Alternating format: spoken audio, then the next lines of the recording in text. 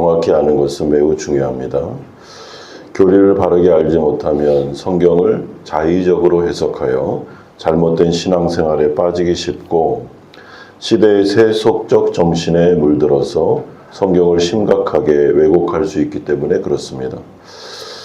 초대교회 성도들 역시 영은 선하고 육은 악하다는 헬라 철학의 이원론과 영지주의의 영향을 받아서 몸을 경시했는데 여러분 이것은 비성경적인 것이죠. 그 결과 몸으로 짓는 죄는 구원과 상관없다라는 도덕률 폐기론과 방종으로 이들이 공동체에 악영향을 미치고 있었습니다. 사도 바울은 지혜와 영적 성숙을 자화자찬하면서도 분쟁과 음행의 문제로 얼룩진 고린도 교인들을 향하여 그들이 여전히 영적인 어린아이 상태임을 지적하면서 겸손하게 바른 교리 위에 설 것을 권면하고 있습니다. 따라서 오늘 본문은 기독교의 자유와 몸의 신학 그리고 순견의 문제를 다루고 있습니다.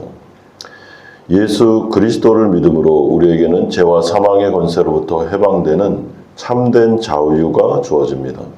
오늘 본문 12절에서 모든 것이 내게 가하나라는 이 위대한 선언은 성도에게 주어진 놀라운 자유를 뜻하고 있습니다.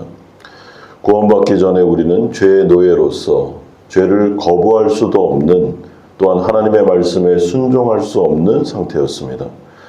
그러나 예수님께서 십자가에서 정당한 핏값을 지불하심으로 우리에게 생명을 주셨고 우리가 다시 태어나 죄를 거부하고 의를 추구할 수 있는 영적인 능력과 자유를 얻게 되었습니다.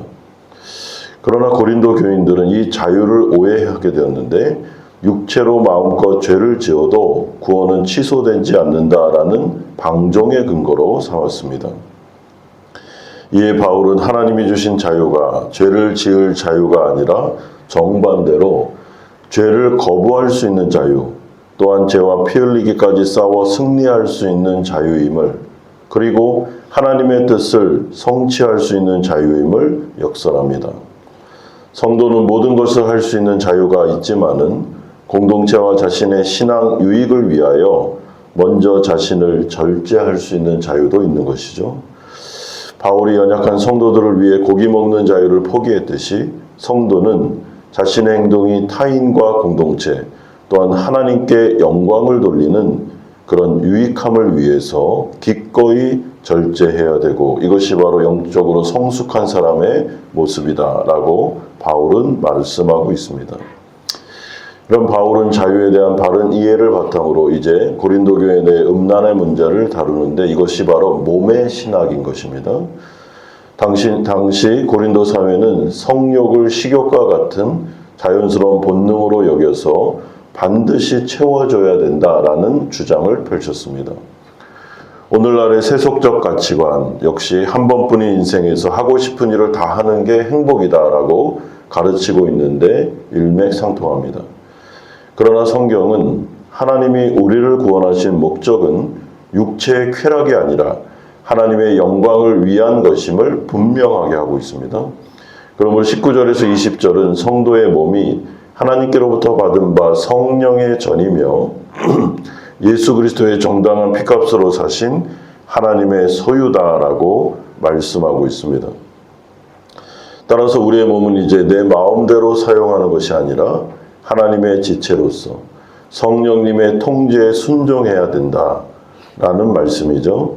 또한 바울은 부활을 언급하며 우리의 몸이 죽음으로 영원히 사라질 것이 아니고 영광스러운 신령한 몸으로 다시 살아날 것임을 14절을 통해서 강조해주고 있습니다. 육은 악하며 없어질 것이니 마음껏 죄를 지어도 된다라는 이 비성경적인 주장에 대해서 결코 그럴 수 없다라고 주장하는 것입니다.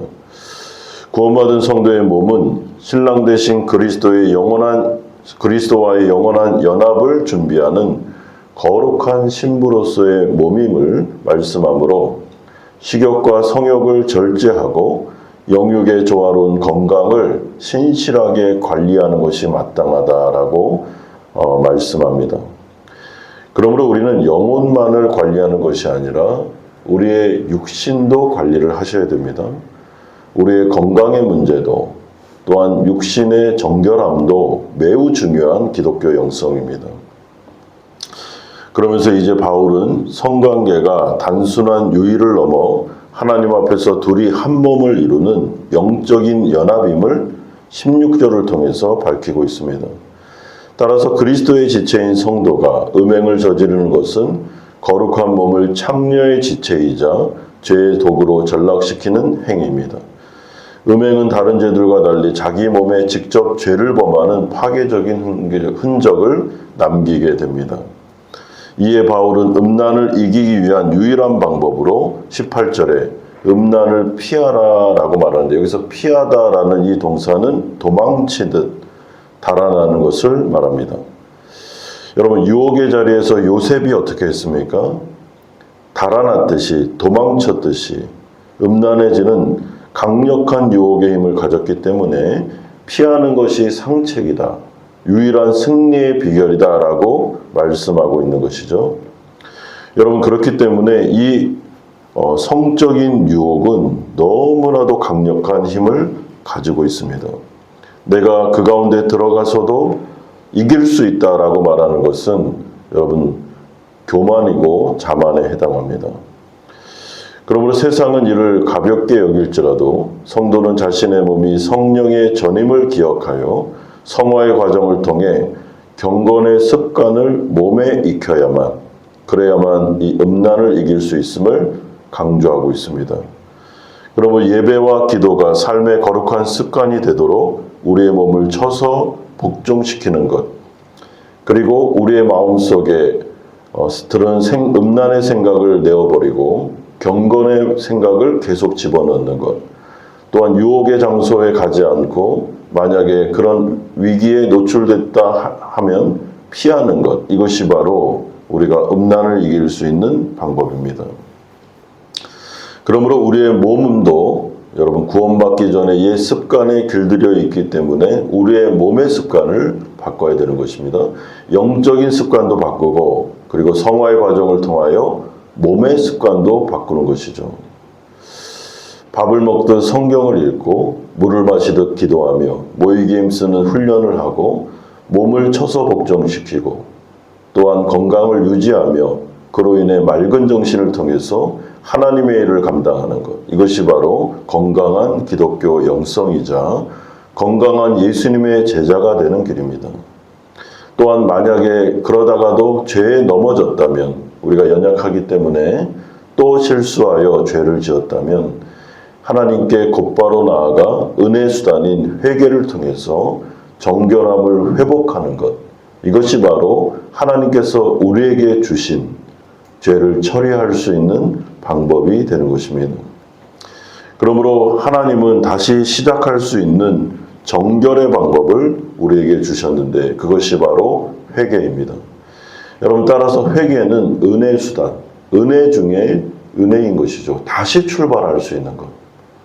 물론 우리가 예수를 믿고 나면 우리의 과거, 현재, 미래의 모든 죄가 영단번에 사하여집니다. 그리고 하나님께서 우리에게 마치 목욕을 한 것처럼 우리의 전신이 다 정결하다 말씀하셨습니다. 그러나 그럼에도 불구하고 죄를 지었을 때는 여러분 발을 씻어야 되는 것처럼 회개의 자리로 나아가는 것입니다.